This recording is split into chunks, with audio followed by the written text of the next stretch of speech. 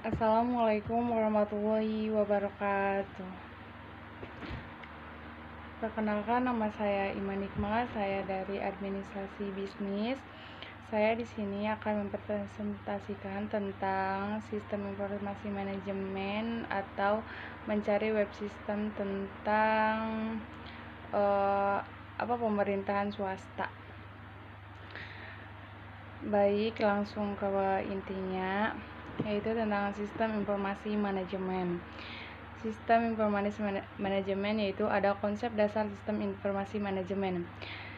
Sistem informasi manajemen dapat didefinisikan sebagai kumpulan dari interaksi sistem-sistem informasi yang bertanggung jawab mengumpulkan dan mengolah data untuk menyediakan informasi yang berguna untuk semua tingkat manajemen dalam kegiatan perencanaan dan pengendalian.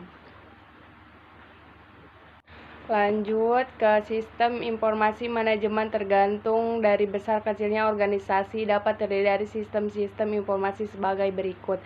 Yang pertama ada sistem informasi akuntansi, yaitu Accounting Information System yang menyediakan informasi dari transaksi keuangan. Dan ada yang kedua, sistem informasi pemasaran, yaitu Marketing Information System yang menyediakan informasi untuk penjualan, promosi penjualan, kegiatan-kegiatan pemasaran, kegiatan-kegiatan penelitian pasar, dan lain sebagainya yang berhubungan dengan pemasaran. Dan yang ketiga ada sistem informasi manajemen persediaan atau Inventory Management Information System. Yang keempat, sistem informasi personalia, yaitu sistem information personalia. Dan yang kelima, sistem informasi distribusi, yaitu sistem informasi distribusi. Keenam, sistem informasi pembelian, yaitu sistem information pembelian. Yang ketujuh, sistem informasi kekayaan atau Transecurity Information System. Yang kedelapan, sistem informasi analisis kredit atau Credit Analysis Information System. Dan yang kesembilan, sistem informasi penelitian dan pengembangan atau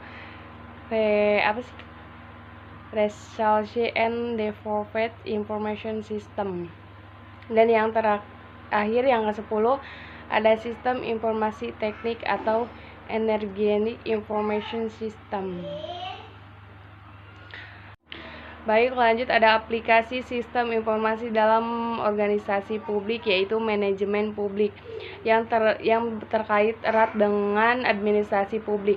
Landasan ideologi muncul dari konstitusi seperti kepemilikan rakyat, otoritas berwenang, hak-hak asasi, pluralisme, keuangan publik, barang-barang publik atau public goods, kebebasan mengakses informasi, perwakilan, persamaan kesempatan, dan persaan dan pelakuan.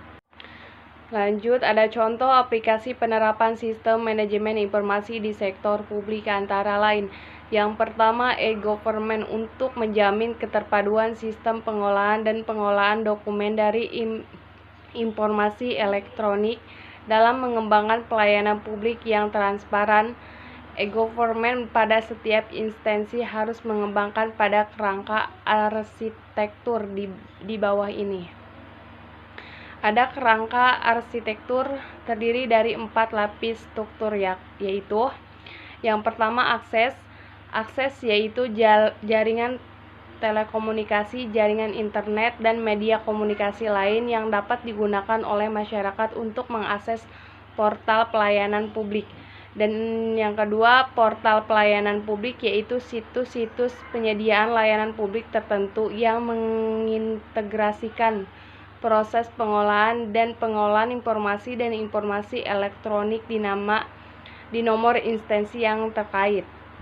Dan yang ketiga ada organisasi pengolahan dan pengolahan informasi, yaitu organisasi pendukung atau back office yang mengelola, menyedia, dan mengolah transaksi informasi dan dokumen elektronik. Dan yang keempat ada inspektur dan aplikasi dasar, yaitu semua prasarana baik berbentuk perangkat keras dan perangkat lunak yang diperlukan untuk mendukung pengolahan transaksi dan penyampaian informasi baik antara back office, antara protokol pelayanan publik dengan back office, maupun antara protokol pelayanan publik dengan jaringan internet secara andal, aman, dan terpercaya. Lanjut, di sini ada pemanfaatan teknologi informasi tersebut mencakup dua aktivitas yang berkaitan, yaitu yang pertama ada pengolahan data, pengolahan informasi, sistem manajemen, dan proses kerja secara elektronis. Dan yang kedua ada pemanfaatan teknologi informasi agar pelayanan publik dapat diakses dengan mudah dan murah oleh masyarakat di seluruh wilayah negara.